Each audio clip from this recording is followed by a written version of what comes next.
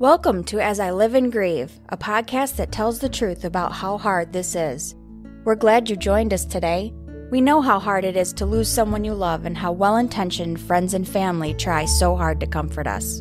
We created this podcast to provide you with comfort, knowledge, and support. We are grief advocates, not professionals, not licensed therapists. We are you. Hi, everyone, and welcome back.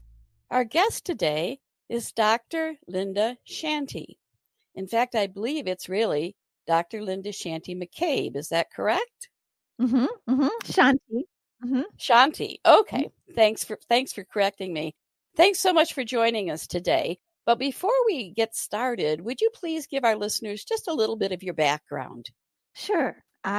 Professionally, I'm a licensed clinical psychologist in California, in the state of California. I live in New York, so I also work virtually with people all over the place in the country and outside of the country on grief counseling and facilitating expressive arts work and recovery coaching for primarily women that are needing some support. And personally, I'm a person traveling with grief. Okay. I think a lot of us are nowadays after everything going on in the world. That's a lot of us. We are. I just wanted to clarify, I say traveling with grief because those of us that are traveling with grief know that it's not, a journey that has a destination or an end point. Right. Good. Linda, your background includes a degree in Imaginal Psychology. I'll admit that I've never heard of that branch of psychology before. Can you clarify what that includes? Yes, a lot of people haven't heard of it. So the answer in a nutshell is that imaginal psychology brings care of the soul back to the forefront of psychological work. The word psyche means soul. And so imaginal psychology looks to reintegrate and bring the care of the soul to the primary purpose of psychology. I love that. I do too. We've had a number of therapists as guests on the podcast, but your methods caught my eye when I was researching online. We know that writing is frequently mentioned as a primary therapy tool, but you go a bit further with the creative arts. In fact, the phrase you use is not creative arts, but expressive arts. What is the difference? Good question. Well, expressive arts, like the sound of it, aims to have expression as the kind of purpose of the arts. It's more of the process than the product, right? Now, all art obviously has some of both. You look at all the famous artists, they were certainly working through their process as well as their product. But expressive arts sort of takes the position that you are the art, not the art. You are the product, and the art is you and your life, right? So, and then the expression can take different forms. Expressive arts is different, a little different than art therapy in the sense of expressive arts uses different modalities. So, let's say you start with a drawing, you might then deepen the work of that drawing by bringing in movement or journaling from the voice of the drawing or that kind of thing, all with the same kind of theme in mind, but just to get different aspects of the art and the process. That makes me so curious. I recall in your narrative and on websites that you have a support group actually that's starting in January. It's for women, as I recall, for widows. And it's mentioned that you offer creation of a soul collage as part of a process. Now, I'm familiar with vision boards and that concept and everything. And I know what a collage is, but I'm curious about the group, what the goal is, and how this soul collage fits in. Yes.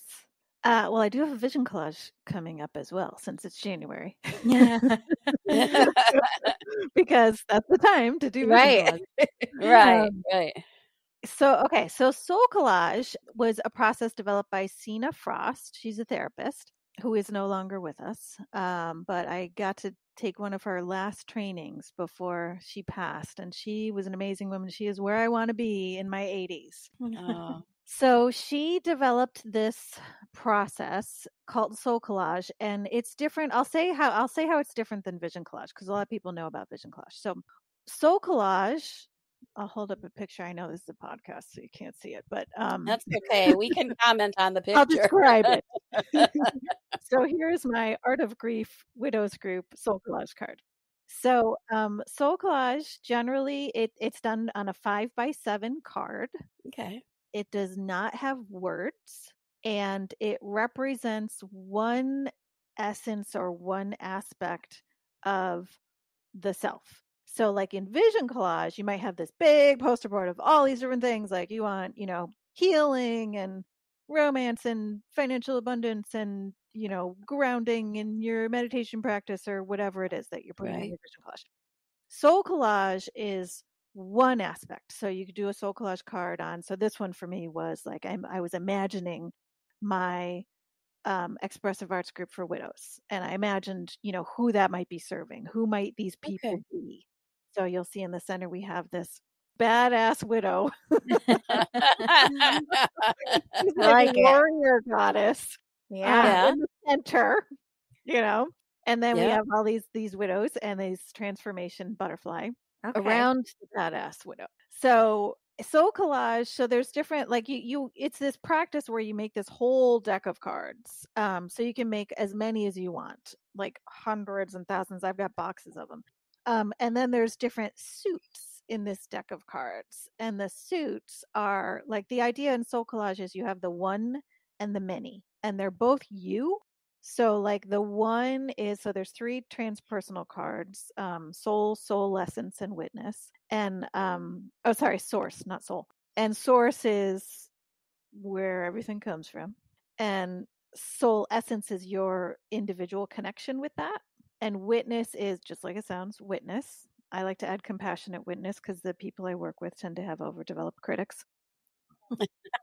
So those are the transpersonals. Okay, so you have those 3, and those just are the parts of you that never change, right? Those are those are the one, right? And then the many is the 4 other suits in the deck. So the 4 other suits are made of, there's one that's comprised of all the parts of your personality, which is, again, never ending, right? You could have the part that's grieving, you could have the joyful child, you could have the perfectionist, you could have, blah, blah, blah.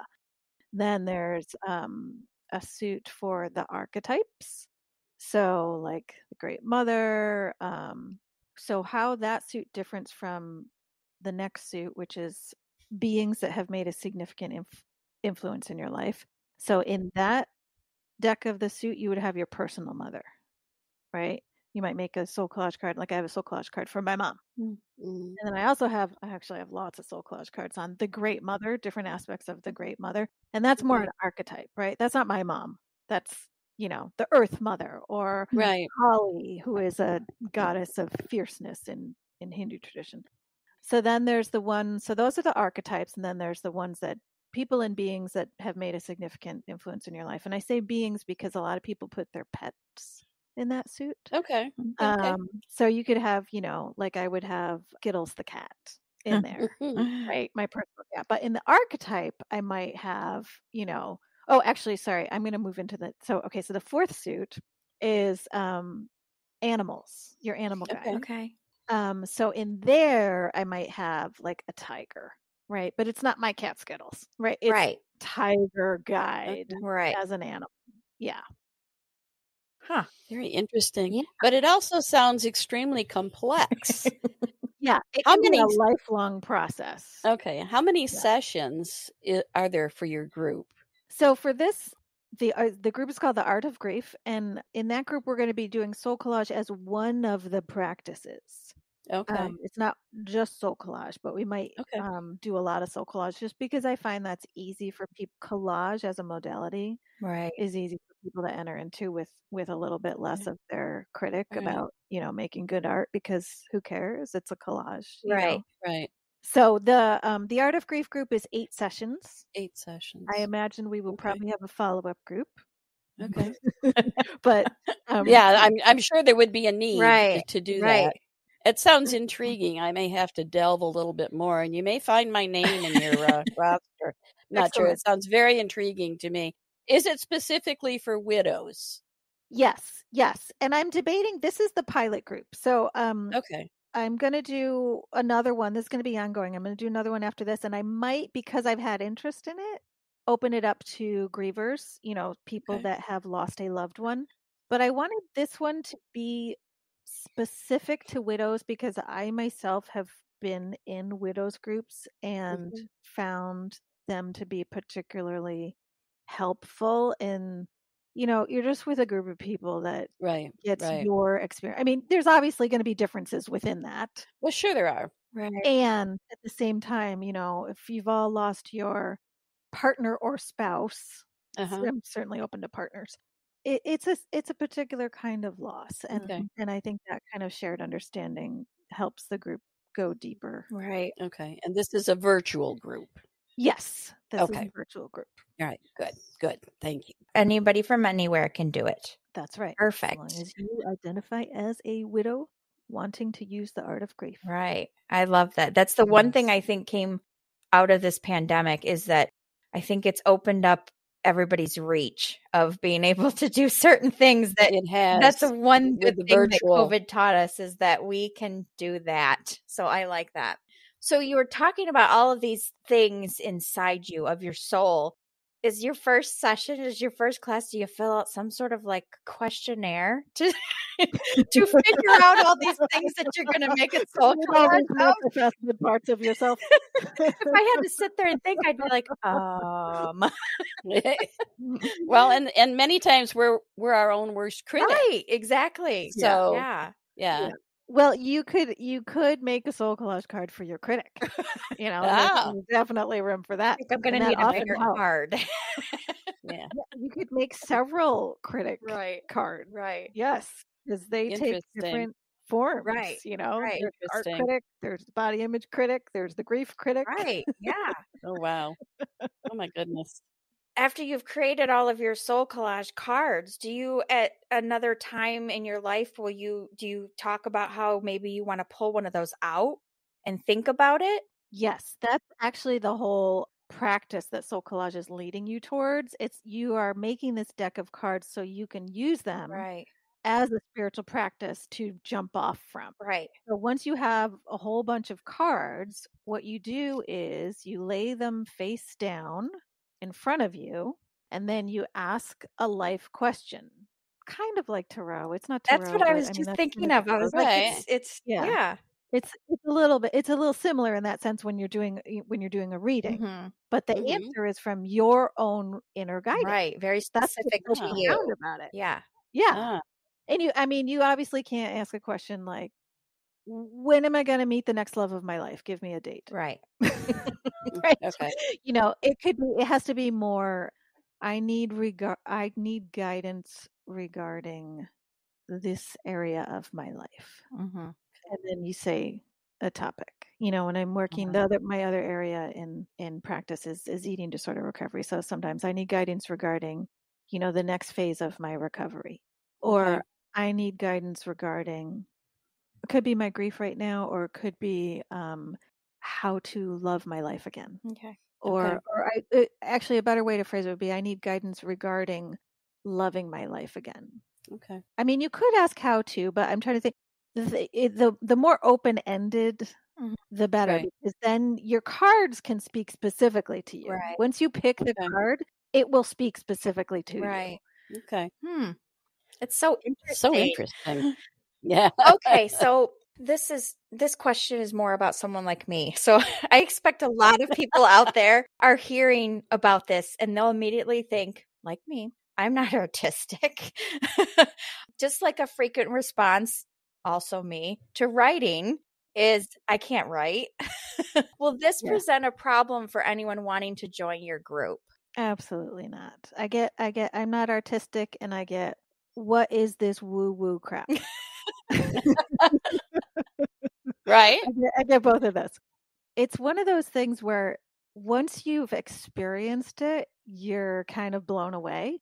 But before you experience it, usually even those that identify as like, I have never really had a problem thinking I'm not creative or I'm not artistic, but I get blocked just as much as the next person. Right.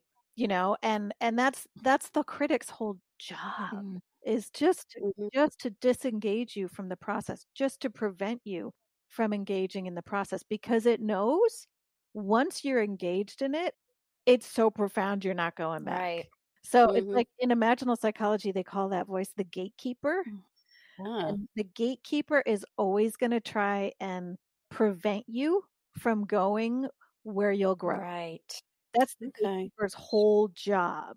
So you could kind of flip the script in your head, and you could think like, whenever I hear my gatekeeper saying, "Don't go there," I know I'm on the right track. Oh, love that. Right? Yeah. Okay. Yeah. Whenever I'm thinking, I'm not that, I can't do that, I can't be that, then you know you're on the right track.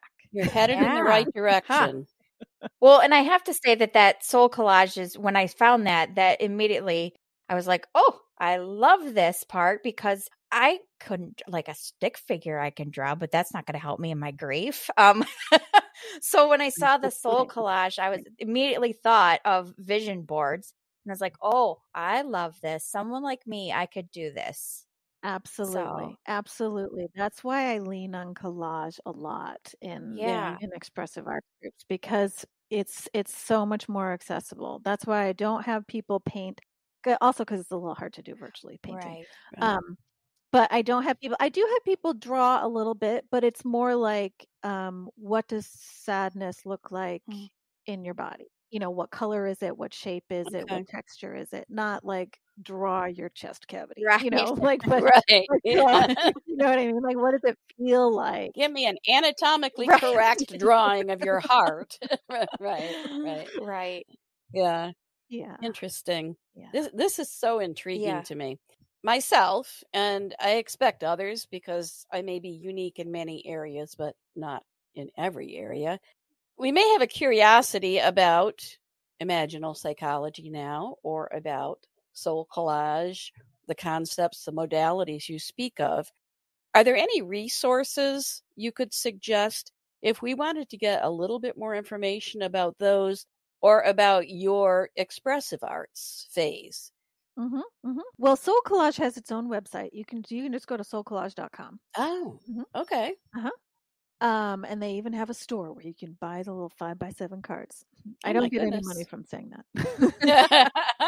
Okay, fair enough. Yep. And my group, or any of my offerings, probably best resource would be my website, drlindashanti.com. And it's Shanti like Om Shanti, Shanti. Okay. And I'm on social media. So on Facebook, I'm Recoverymama.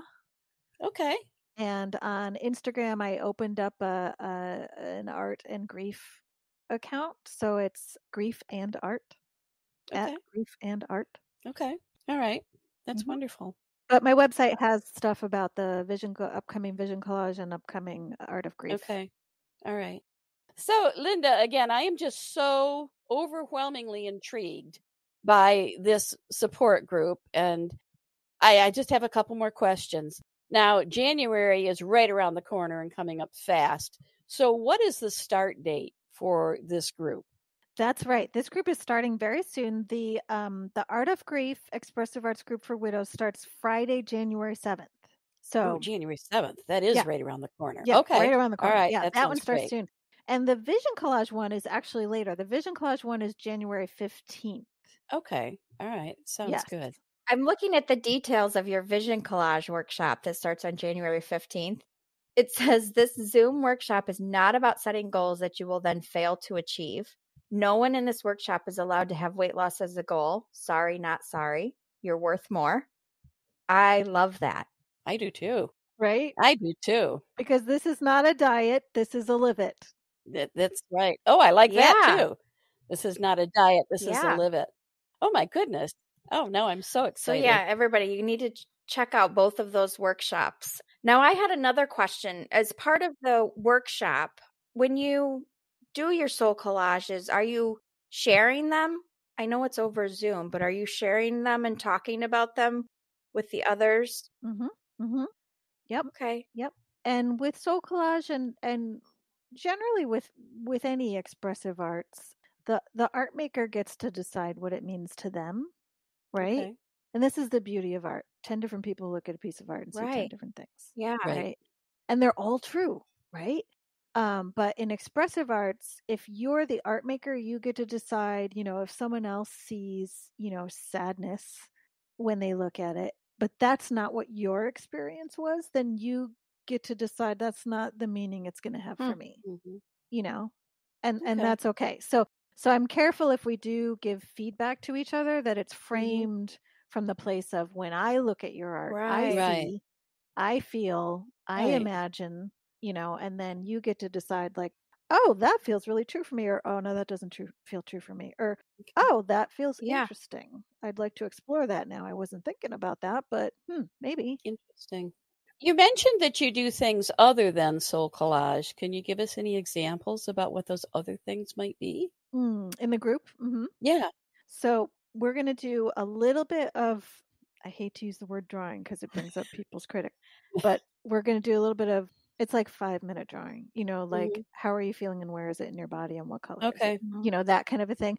Or Okay. who are you on the inside? Who are you on the outside? Okay. All right. 5-minute sketch just to get to know each other, and then Okay. hold it up. And, so we're going to do a little bit of that. We're going to do altered books, which is Altered really book. cool. You take a book.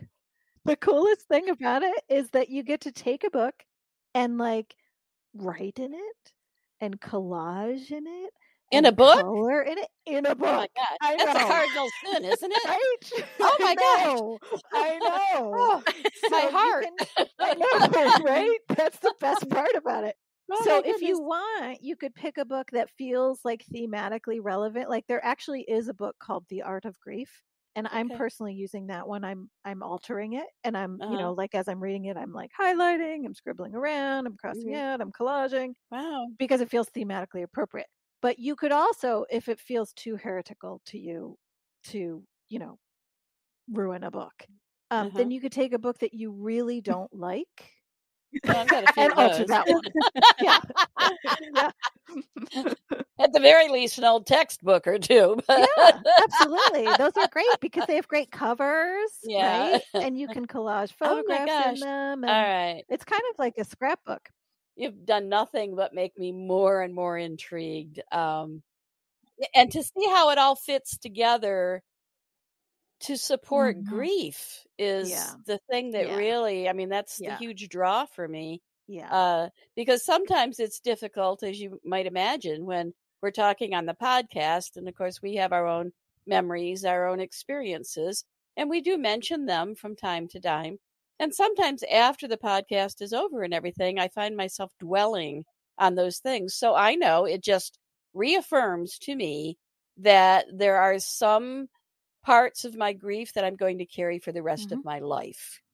What's going to change is the way I carry it, the way I adapt to it, the way I fit it in to this new me. Because I honestly feel, after I lost my husband, that and I think I even said this to Stephanie, I feel like I have to redefine myself because I had lost Right. myself in caring for him while he was ill. So, and I'm sure that others feel that way as well. So I'm Absolutely. still traveling with my Absolutely. grief, and Of that's not going to course. change. Of Um, course. so Yes. this really sounds intriguing, and I Yes. think this is what it sounds like to me, an extremely unique, Yeah. new way to get some support and some help in your grief, but it's still your grief. It's your feelings, your thoughts, your expressions. And it's not somebody or a book saying this is how you should feel. It's not that at all.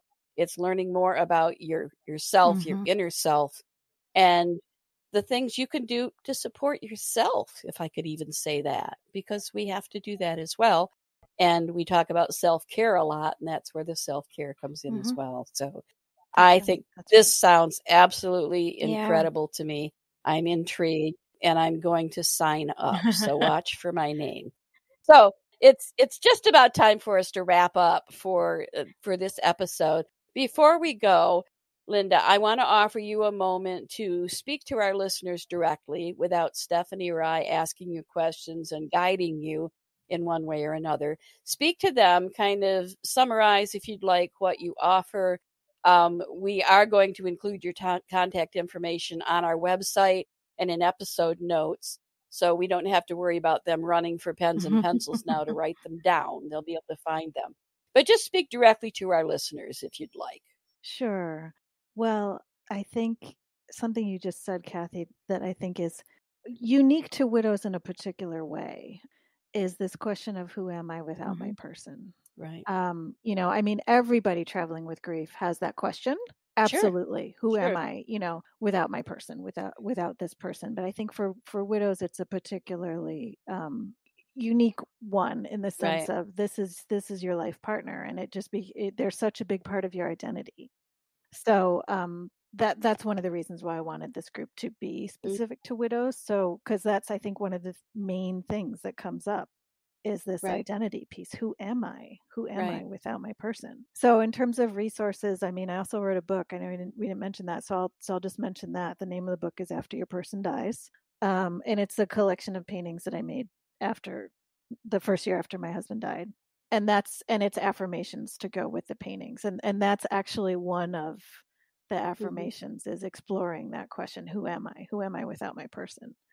So, and I think, just another piece that you spoke to, which is my hope for this group, is for people to find that wise friend within themselves through these practices, right? I see myself as like the facilitator, like I give you options for the practices, and then you find what speaks to you, and you befriend yourself on the journey, and then you have that practice to take with you, because like you said, it's not an ending journey. You learn to carry it differently. Freud used to call grief work like you resolve it and you come to this resolution with grief, and you put the deceased over here and then you move on. And we all know you don't move on.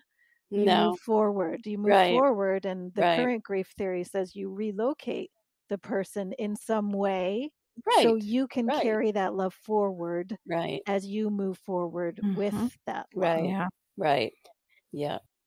The ending of one of my very favorite quotes is love. Grief is love with no place to go. And once I heard that, I said, that's it. That is exactly how it feels. You have love for someone, but that someone's not there. So the subject is gone. And yes, so this sounds wonderful. And I invite, for all the listeners out there, I invite you to check out Linda's website, sign up for the group. Let's all do this together. I think this is one of those things that fits in with our self-care. I mean, you got to get into yourself more and look deep and think more about things. I think this totally goes with our self-care. Absolutely. Yeah, this is it. This is the one, everybody. So for now, for today's episode, we will say so long. Please take care of yourselves. We tell you about this every time we talk. Take care of yourselves. Be kind to yourself. Next time, it's going to be a new year. So take care. We love you. Keep working as we all continue to live and grieve. Thank you so much for listening with us today. Do you have a topic that you'd like us to cover, or do you have a question from one of our episodes? Please email us at info@asiliveandgrieve.com and let us know. We hope you will find a moment to leave a review, send an email, and share with others. Join us next time as we continue to live and grieve together.